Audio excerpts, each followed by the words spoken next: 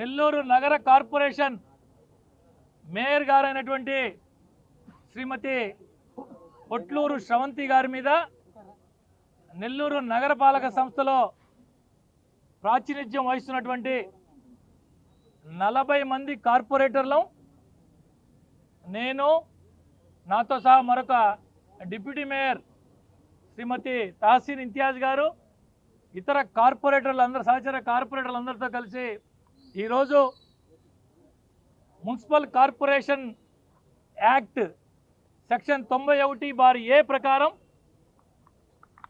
Mayor గారి మీద అవిశ్వాసం పెట్టమని చెప్పి గౌరవ కలెక్టర్ గారికి నోటీస్ ఇవ్వడం జరిగింది. ఏదైతే మా కౌన్సిల్ ఏర్పడి 4 సంవత్సరాల కాలం నిన్నటితో పూర్తయింది.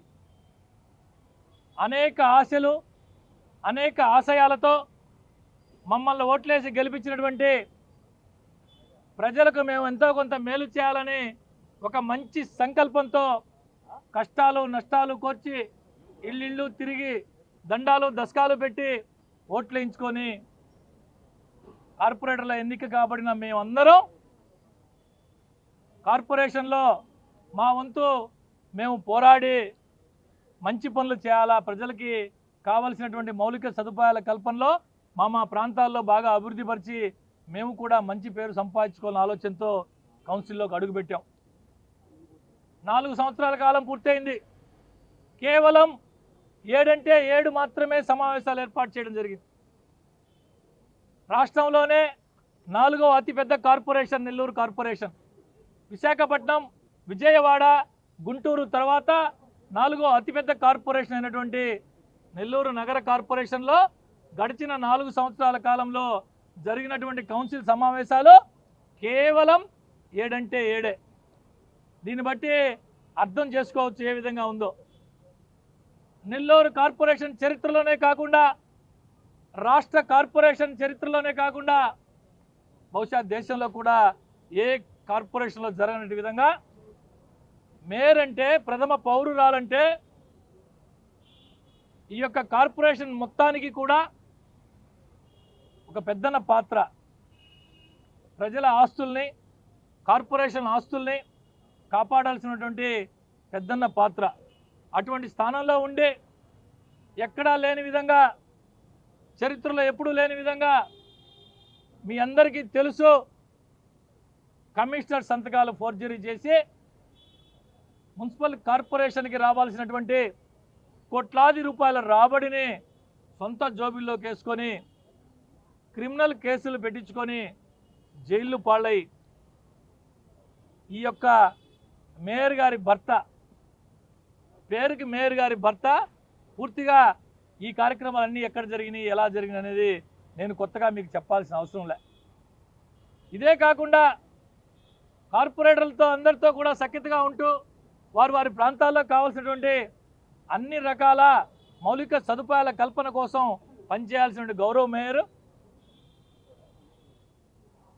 నెల్లూరు నగర నియోజకవర్గంలో ఈ 4 ఏళ్లలో 4 సంవత్సరాలు కూడా అడుగు పెట్టాల.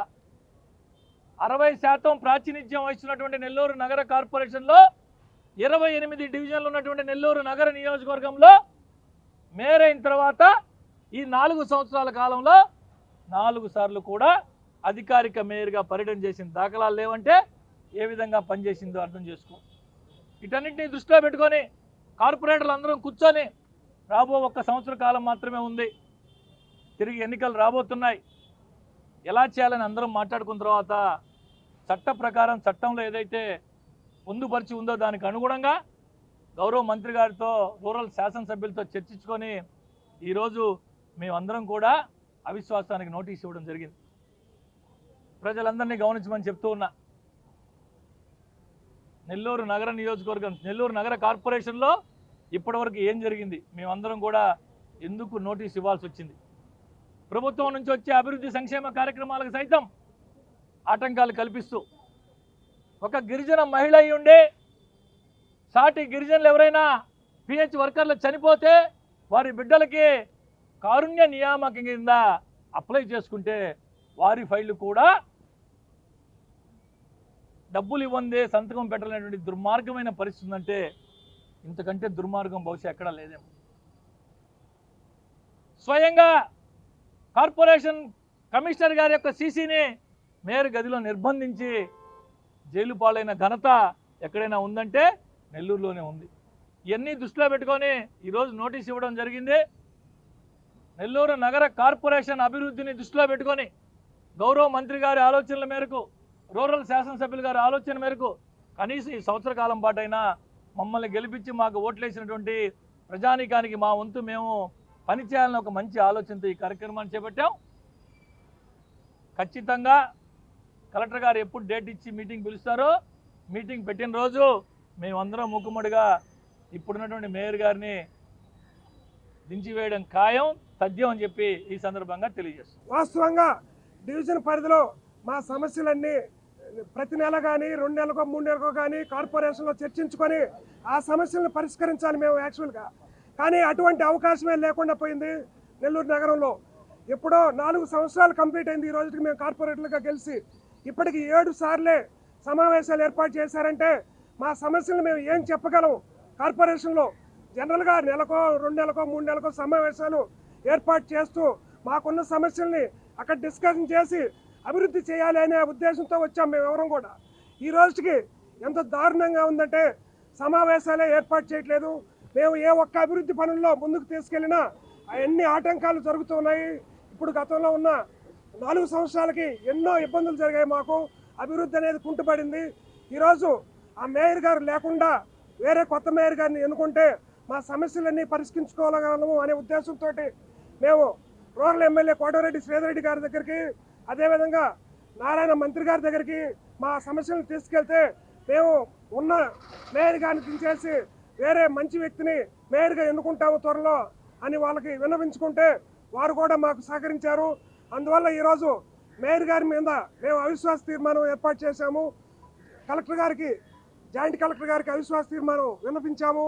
త్వరలో వారు సరైన నిర్ణయం తీసుకుంటారని ఆశిస్తున్నాం. కార్పొరేటర్స్ అందరము కలిసి అవిశ్వాస తీర్మానం పెట్టాలని కలెక్టర్ గారికి వినతి పత్రం అందజేయడం జరిగింది. దీనికి కారణం ఏంటంటే ఈ రోజుకి మేము కార్పొరేటర్లుగా గెలిచి 4 సంవత్సరాలైంది. ప్రజలు ఎంతో నమ్మకంతో మమ్మల్ని ఓట్లేసి గెలిపించడం జరిగింది. వాళ్ళ సమస్యలను మేము కౌన్సిల్ దృష్టికి తీసుకెళ్ళి వాళ్ళ సమస్యలు తీర్చాల్సిన బాధ్యత మా పైన ఎంతో ఉంది. కానీ కౌన్సిల్ సమావేశం ఎట్లా ఉంటుందంటే నెలకో 2 నెలలకో 3 నెలలకో పెట్టాల్సిన సమావేశాలు 6 నెలలకో సంవత్సరానికి ఒకసారి పెట్టాలి. ఆ సమావేశాలు కూడా ఎట్లా ఉంటాయంటే 54 డివిజన్లో ప్రజలు ఎంతో నమ్మకంతో ఈరోజు కార్పొరేటర్లుగా గెలిపించారు కార్పొరేటర్ని. వాళ్ళందరికీ మాట్లాడే అవకాశం కూడా కౌన్సిల్లో ఉండదు. ఎవరో కొంతమంది మాట్లాడే అవకాశం మాత్రం ఏదో పెట్టాలని ఏదో నామకి వాస్తకి ఈ కౌన్సిల్ సమావేశాలు ఏర్పాటు చేయడం జరిగింది. ఈ 4 సంవత్సరాల్లో కూడా మన ప్రజలు మనపై ఎంతో నమ్మకం ఉంచి మనల్ని గెలిపించినందుకు మనము ఏమీ చేయలేకపోతున్నామని ఒక బాధతో మేము ఈరోజు కార్పొరేటర్స్ అందరము కూడా కలిసి 4 సంవత్సరాలు అయిపోయింది. కేవలం 1 సంవత్సరం మాత్రమే మిగిలి ఉంది. ఈ సంవత్సరంలో కూడా ప్రజలందరికీ కూడా ఏమీ చేయలేకపోతే మమ్మల్ని కార్పొరేటర్గా గెలిపించి ప్రజలకు ఏమీ చేయలేమనే వృధా అయిపోతుంది మనం కార్పొరేటర్గా గెలిచి అని మేమందరం కార్పొరేటర్స్ అందరము కూడా కలిసి మాట్లాడుకొని మేయర్ గారి పైన అవిశ్వాస తీర్మానం పెట్టాలని మంత్రి గారైన నారాయణ గారి దృష్టికి, రూరల్ శాసనసభ్యులు శ్రీధరన్న గారి దృష్టికి తీసుకెళ్లడం జరిగింది.